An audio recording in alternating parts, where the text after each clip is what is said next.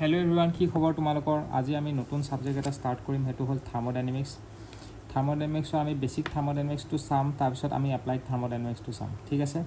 তো প্ৰথম আমি মেক্ৰোস্কোপিক আৰু মাইক্ৰোস্কোপিক কি হয় এটো চাই লওঁ।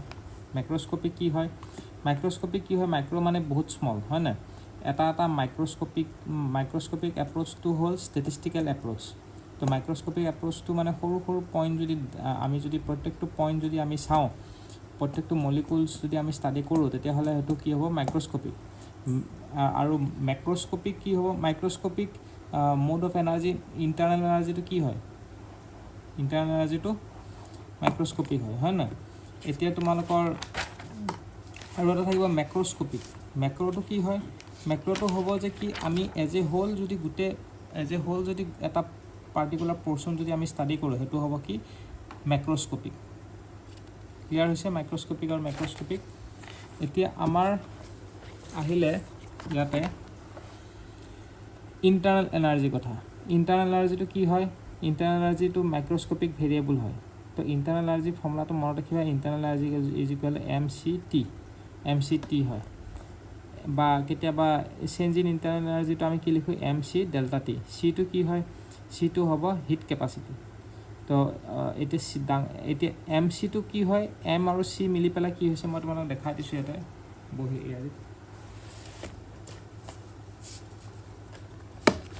এখন চোৱা, ইয়াতে তোমালোকে দিয়া এইখনত চোৱা,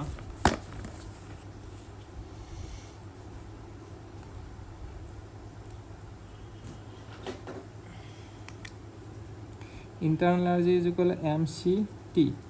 চিটো কি হ'ব? চিটো হ'ব তোমালোকৰ স্পেচিফিক হিট কেপাচিটি।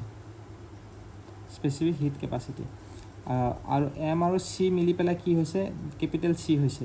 তো সেইটো কি হৈ যাব? সেইটো হৈ যাব তোমালোকৰ হিট কেপাচিটি। বুজি পাইছা? আৰু ইণ্টাৰনেল এনাৰ্জিটো কি হ'ব? You never be zero'. ইউ কেতিয়াও জিৰ' হ'ব নোৱাৰে, ইণ্টাৰনেল এনাৰ্জি জিৰ' হ'ব নোৱাৰে অৰ নেগেটিভ হ'ব নোৱাৰে। ইণ্টাৰনেল এনাৰ্জি কেতিয়াও জিৰ' হ'ব নোৱাৰে বা নেগেটিভ হ'ব নোৱাৰে। বুজি পাইছা? সেইটো হৈ গ'ল তোমালোকৰ কি? ইউৰ খেলটো। ইউ কেতিয়াও তোমালোকৰ জিৰ' হ'ব নোৱাৰে বা নেগেটিভ হ'ব নোৱাৰে। হ'ব? এতিয়া নেক্সট আহি গ'ল অ'পেন ছিষ্টেম।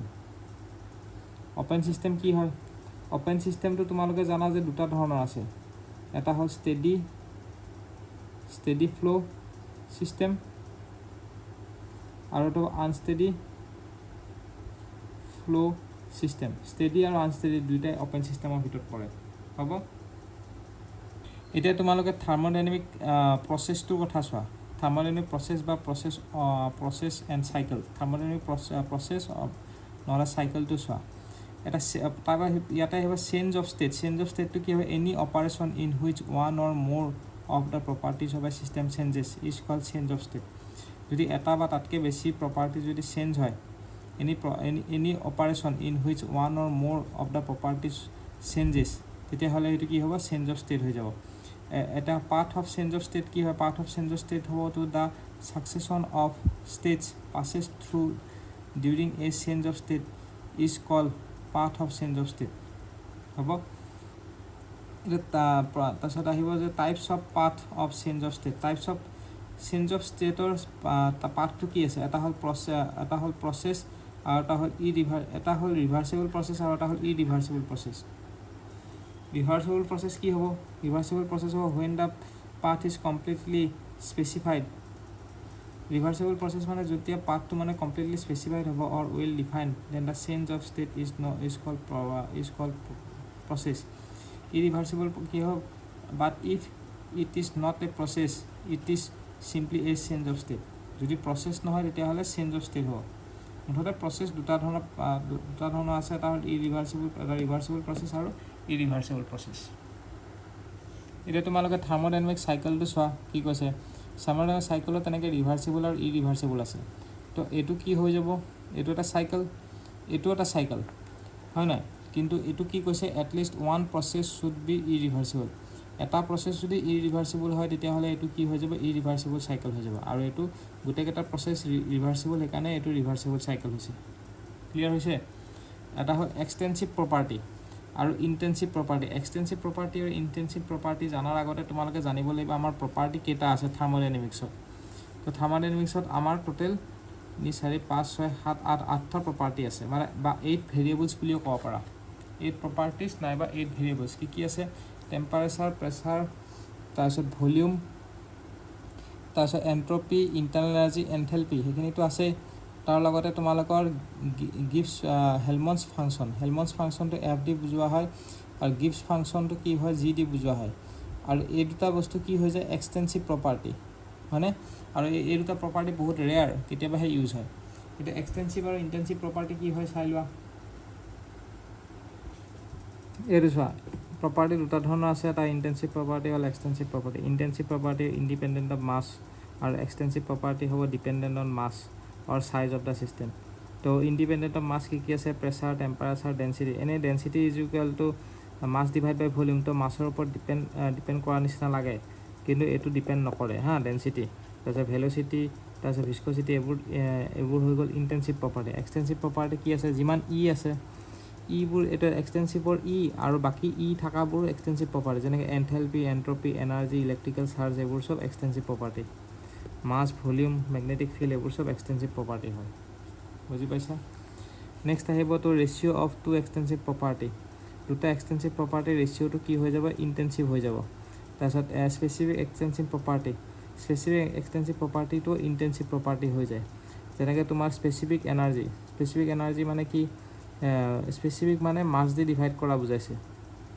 বুজি পাইছা তো half m v square divide by m মানে এম কেনসেল গুচি গ'ল স্পেসিফিক ভলিউম মানে ভি বাই এম এইবোৰ স্পেসিফিক প্ৰপাৰ্টিবোৰো ইন্টেনসিভ প্ৰপাৰ্টি হয় আৰু যোনবোৰ স্পেসিফিক ইন্টেনসিভ প্ৰপাৰ্টি আৰু দুটা এক্সটেনসিভ প্ৰপাৰ্টি ডিভাইড কৰিলে ইন্টেনসিভ হয় খালি এটা বস্তু মনত ৰাখিবা যে ডেনসিটিটো কি হয় ডেনসিটিটো আমাৰ ইন্টেনসিভ প্ৰপাৰ্টি হয় এক্সটেনসিভ নহয় ইয়াতে এইখিনি বস্তু চাব পাৰিবা তোমালোকে ইয়াতে কি দিয়া আছে যে কি density of water is maximum density of ওয়াটাৰটো কেতিয়া ম্যাক্সিমাম হয় যেতিয়া তোমালোকৰ 4 ডিগ্ৰী সেন্টিগ্ৰেড যেতিয়া তোমালোকৰ কি হয় 4 ডিগ্ৰী সেন্টিগ্ৰেড হয় কেনেকৈ তোমালোকৰ এনেকুৱা হ'ব তোমালোকে এটা চাব পাৰা এটো হৈ গ'ল ডেনসিটি এনেকুৱা তো এটো ম্যাক্সিমাম হ'ব 4 ডিগ্ৰী সেন্টিগ্ৰেডটো এইখিনিত হ'ব ডেনসিটিটো ম্যাক্সিমাম হ'ব বুজি পাইছা তাৰপিছত pressure reaches at a value of absolute zero' pressure reaches at a value of absolute zero কেতিয়া হয় when molecular momentum of an system becomes zero molecular momentum to যেতিয়া জিৰ' হৈ যায় তেতিয়া প্ৰেছাৰটো জিৰ' হৈ যায় কিছুমান পইণ্টছ আৰু ইম্পৰ্টেণ্ট পইণ্টছ এইখিনি মই তোমাক লিখি দেখাইছোঁ তাৰপিছত next standard fix point of thermodynamic standard fix point of thermometer is standard যোনটো fix point of thermometer is the triple point of water সেইটো ট্ৰিপল পইণ্ট অফ ৱাটাৰ হয় মনত ৰাখিবা ষ্টেণ্ডাৰ্ড যোনটো ফিক্স পইণ্ট অফ থাৰ্মোমিটাৰটো কি হৈ যায় triple point of water হয় তাৰপিছত degree of freedom is equal 0 হয় at the triple point of water degree of ফ্ৰীডমটো 0 হৈ যায় আৰু কিছুমান কথা থাকে যেনেকৈ at triple point pressure of H2O ৱাটাৰৰ ট্ৰিপল পইণ্টত ৱাটাৰৰ প্ৰেছাৰটো কিমান হয় 0.611 এইটো ইমান ইম্পৰ্টেণ্ট নহয় আমাৰ কৰি ইমান হয় এইটো ইমান নুসুধে কিন্তু মনত ৰাখিবা যে ডিগ্ৰী অফ ফ্ৰীডমটো ট্ৰিপল পইণ্টত 0 হয় এইটো ইম্পৰ্টেণ্ট আৰু এটা পইণ্ট মনত ৰাখিব লাগিব যে কি air comes out of the এইবিলাক মানে MCQৰ কুৱেশ্যন মই মানে তুলি ৰাখিছোঁ হা air comes out of the puncture হোৱা যোনটো ফুটবল আছে সেইটো কুলাৰ হয় বিকামছ কুলাৰ ঠাণ্ডা হয় মানে গম পাইছা নেক্সট আহিব specific work done by pump সেইটো কি হ'ব যেনেকৈ specific work done by pump এইটো তোমালোকে লিখি দেখাইছোঁ চোৱা specific work done by pump সেইটো হ'ব তোমালোকৰ মনত ৰাখিবা P2 minus P1 by rho এইটো মনত ৰাখিব লাগিব হা specific work done by pump হ'ব P2 minus P1 divided by rho আৰু সেন্টিগ্ৰেড আৰু ফাৰেনহাইটৰ লগত যদি কনভাৰ্ট কৰিব দিয়ে সেইটো কেনেকৈ কনভাৰ্ট কৰিবা সেন্টিগ্ৰেড আৰু ফাৰেনহাইটৰ লগত যদি দিয়ে তো এইটো চি সেইটো তোমালোকৰ নেক্সট এটা আছে সেইটো মই তোমালোক দেখাম বাৰু হা এইটো এতিয়া ইয়াৰ পৰা মুখস্থ কৰিব নালাগে মই বেলেগকৈ দি আছোঁ ইয়াতে কি দিছে চোৱা এতিয়া দিয়া আছে যে a gas has two specific heat এটা গেছত দুটা স্পেসিফিক হিট আছে এটা CP আৰু CV স্পেসিফিক হিট দুটা আছে হয়নে আৰু R ভ্যালু ফৰ এয়াৰ এয়াৰৰ কাৰণে R ৰ ভ্যালুটো কি হ'ব 0.287 R ৰ ভ্যালু ফৰ এয়াৰৰ কাৰণে কি হ'ব 0.287 কিলো পাস্কেল মিটাৰ কিউব পাৰ কেজি কেলভিন R ৰ ভ্যালুটো কিমান হ'ব 0.287 কিলো পাস্কেল মিটাৰ কিউব পাৰ কেজি কেলভিন হ'ব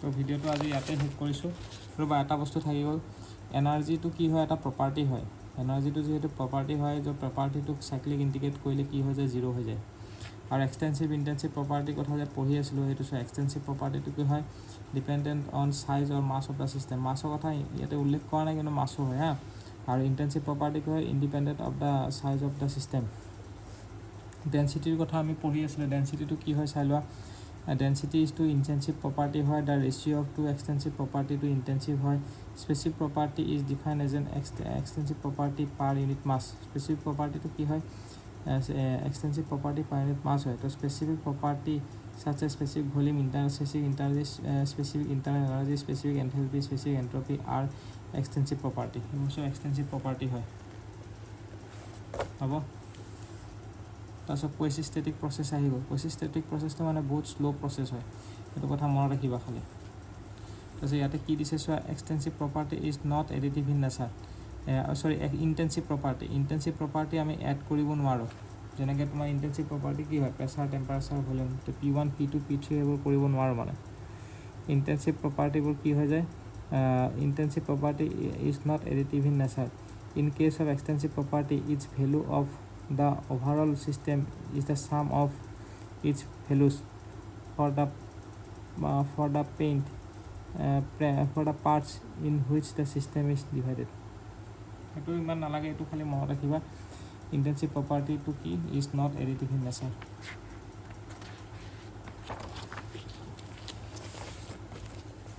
তাৰপিছত তোমালোকৰ extensive property আহিলে extensive property পৰা কি আহিব এতিয়া নেক্সট আহি গ'ল থাৰ্মোডাইনামিক্স স্কেল এইটো ইয়াতে এটা বস্তু কোৱেশ্চন এটা আছে যে কি it is the basis of thermodynamic measurement এইটো জিৰোথ ল অফ থাৰ্মোডাইনামিক্সটোৰ কথা কৈছে মানে জিৰোথ ল অফ থাৰ্মোডাইনামিক্সটো কি হয় এইটো হ'ল তোমাৰ temperature measurement it is the basis of temperature measurement এইটো টেম্পাৰেচাৰ মেজাৰমেণ্টৰ কাৰণে জিৰোথ লটো বেষ্ট হয় মানে এইটো বেছিক হয় মানে এটা বেচিক্স অফ টেম্পাৰেচাৰ মেজাৰমেণ্ট এটা কোৱেশ্চন আছে for which of the following situation zeroth law of থাৰ্মোডাইনামিক্স not valid কোনটো কাৰণে ভেলিড নহয় এনসাৰ হ'ব 10 cc of water at 20 degree is fixed with 10 cc of sulphate এইটো মানে অপশ্যন আছিলে এইটো ইমান ইম্পৰ্টেণ্ট নহয় দিয়া এইটো মই ক'ৰবাত হেৰি এটা MCQ কোৱেশ্চন এটাৰ পৰা লিখি লৈছিলোঁ তো ভিডিঅ'টো আমি ইয়াতে অফ কৰোঁ নেক্সট ভিডিঅ'ত আমি কণ্টিনিউ কৰিম